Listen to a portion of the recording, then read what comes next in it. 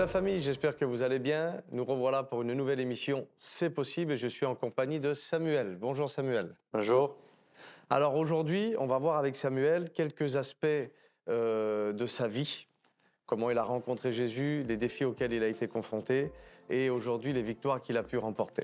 Alors Samuel, je vais te demander tout simplement de pouvoir te présenter. Bonjour, voilà, je m'appelle Samuel et je suis entre Perpignan et Narbonne, un petit village qui s'appelle Sijan. Et voilà, j'ai 29 ans et j'ai 2 enfants, je suis marié. Et aujourd'hui, si tu es là, c'est parce que tu as rencontré Jésus.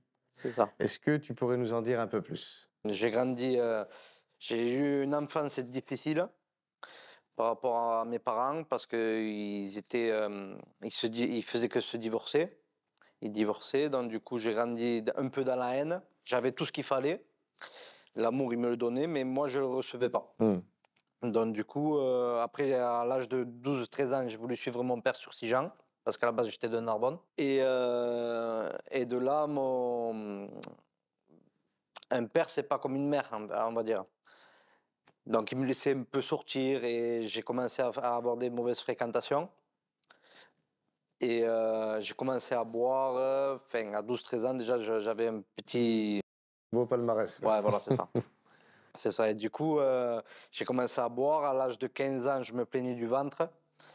Et mon père, il dit, c'est pas normal, on va aller voir un spécialiste de l'estomac. Donc, du coup, quand j'ai pris le rendez-vous, j'ai voulu aller avec ma mère parce que j'avais peur que mon père me tape à l'âge de 15 ans. Et du coup, je vais au docteur et le docteur, il me pose 2 questions. Il me dit, je vais te poser 2 questions, je vais voir si tu me mens. J'ai dit, allez-y. Il prend, il me fait une échographie vers les poumons pour voir si je fumais. Il me pose la question, est-ce que tu fumes? Je dis non. Il me dit, c'est normal, tu as les poumons neufs. Et je dis, à cet âge-là, à 15 ans, c'est normal que j'ai les poumons neufs. Et là, il ne me répond pas sur cette question, il va vers le foie. Et quand il va vers le foie, il me dit, est-ce que tu bois? Et à ce moment-là, je dis oui. Il me dit, oui, c'est vrai, je vois que tu bois. Et là, il me dit, tu bois quoi? Je dis, je bois ce qu'il y a à boire. Et il me dit, est-ce que tu bois tous les jours? Et quand j'ai vu qu'il commençait à me poser beaucoup de questions comme ça, j'ai commencé à avoir peur. J'ai dit, à mon avis, il va me dire que j'ai une mauvaise maladie. Et du coup, je lui ai dit, je bois le week-end. Il me dit, tu bois des litres? Et là, ça m'a fait vraiment peur. Donc du coup, il m'a dit, si c'est pas compliqué, il m'a dit, si tu continues comme ça, j'avais 15 ans, si tu continues comme ça, à 25 ans, tu y passes.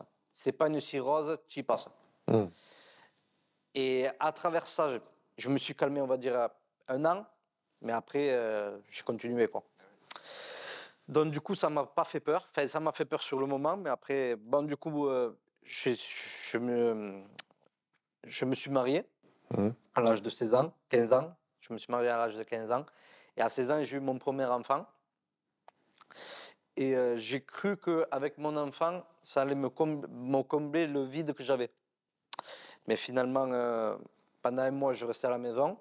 Et après, je sortais, je faisais que boire, je faisais... Voilà. Et du coup, après, dans mon foyer, ça allait pas. Ce que, en fait, mon père et ma mère, ils ont fait, eh ben, moi, je Ça, faisais tu le pareil. reproduisais, ouais. Voilà. Je faisais pareil. Et de là, après, bon, je travaillais pas à cette époque-là. Donc, j'ai commencé à vendre, du shit, enfin, de la petite drogue. Et à travers ça, voilà, vers les grossistes que je voyais, qu'ils m'ont dit, admettons, qu'ils voyaient que je vendais bien, ils m'ont proposé de la cocaïne. Et à partir de là, bon, j'ai commencé à vendre de la cocaïne. Et, et de là, bon, ben, j'ai commencé. Et à la fin, en 2014, je me suis séparé avec ma femme parce qu'elle en avait marre de cette vie, parce que je rentrais jamais, j'étais jamais chez moi. Mes enfants, mon fils, il a 13 ans au jour d'aujourd'hui. Ça fait maintenant 1 an, allez 2 ans, depuis que je connais Dieu, que je suis son vrai père. Du coup, voilà, ma femme, elle a beaucoup subi. Elle s'est approchée des choses de Dieu à cause du problème? Oui, Oui. parce qu'elle en avait vraiment marre. Et du coup, Après, quand je me suis séparé d'elle, du coup, le monde s'est ouvert encore plus à moi. Donc, du coup, j'ai commencé à toucher à la cocaïne. Après, ça a été de plus en plus compliqué. Et à la fin, là, à mes derniers temps, en fait, la cocaïne, je voyais des gens qui commençaient à la baser. Et là, ça me disait de le faire. Je voulais toucher à ça.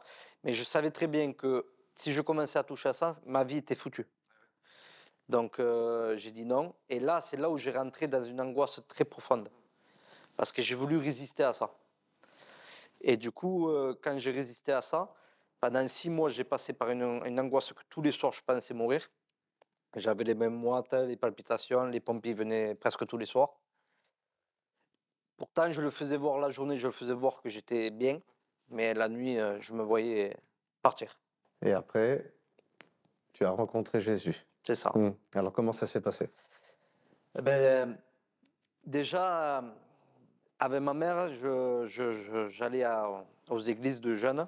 Je connaissais déjà la parole de Dieu, mais je ne connaissais pas Jésus. Je connaissais pas Jésus, donc du coup, j'y allais. C'était même moi, des fois, quand ma mère elle était fatiguée, je disais, allez, on y va.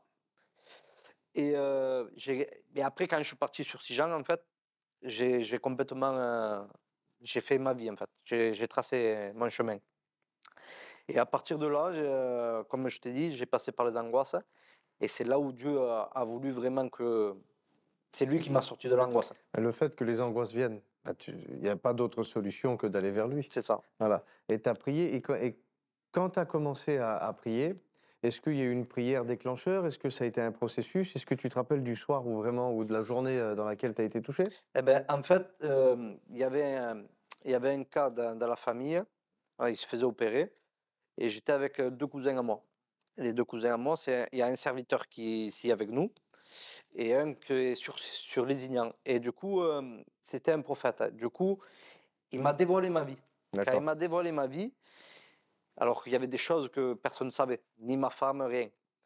Mais lui, et là, j'ai vu que c'était vraiment Dieu qui se servait de lui. À ce moment-là, quand il m'a dit, voilà, tu as les angoisses, et tu as le bien et tu as le mal. Et il y en a un qui... les deux veulent ton âme. Maintenant, qui c'est qui doit gagner, le bien ou le mal? Et quand il m'a fait ce geste-là, j'ai compris que c'était Dieu qu'il fallait qu'il gagne. Donc du coup, j'ai dit oui. Et après, du coup, allez, on va dire, pas du soir instantané, mais ça a commencé, toutes les choses que je faisais, ça a commencé à me dégoûter. Oui, Dieu a commencé à te délivrer de l'alcool, la Voilà. cigarette, la Voilà. drogue, toutes ces Voilà. choses-là.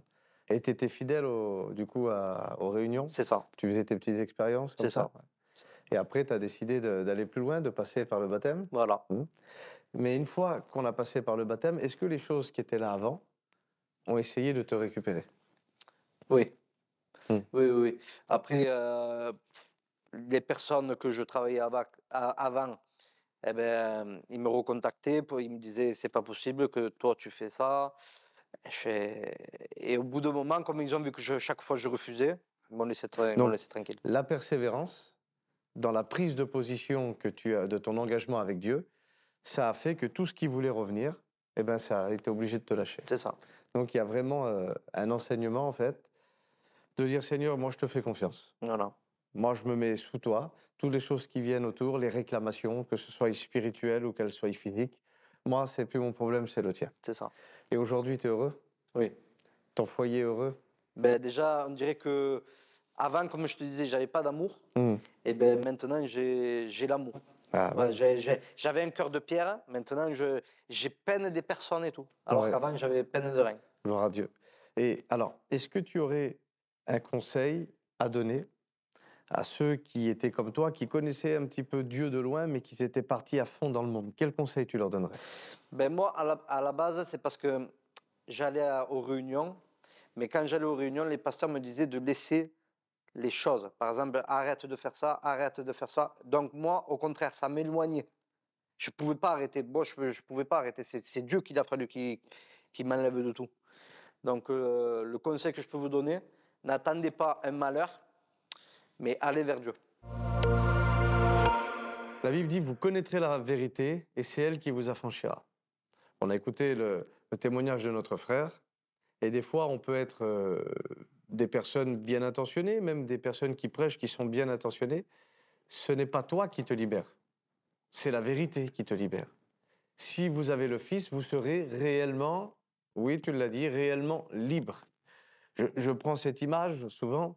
À quoi ça me servirait d'aller prendre une douche avant d'aller prendre un bain? Parce que c'est lui qui me libère. C'est lui qui va faire le tri dans ma vie. C'est lui qui va me pardonner, qui va me purifier, qui va m'équiper, qui va me restaurer et qui va me remettre justement à la place qu'il attendait. Donc le conseil aujourd'hui, c'est que Dieu voudrait transformer ta vie, mais n'attends pas d'arranger ta vie, il le fera. Il s'y est engagé, il l'a fait pour notre frère et je crois dans le nom de Jésus, Amen. Dis Amen, Amen, qu'il le fera pour toi. En vous remerciant et en vous attendant pour une prochaine émission, c'est possible, mais surtout, restez bénis.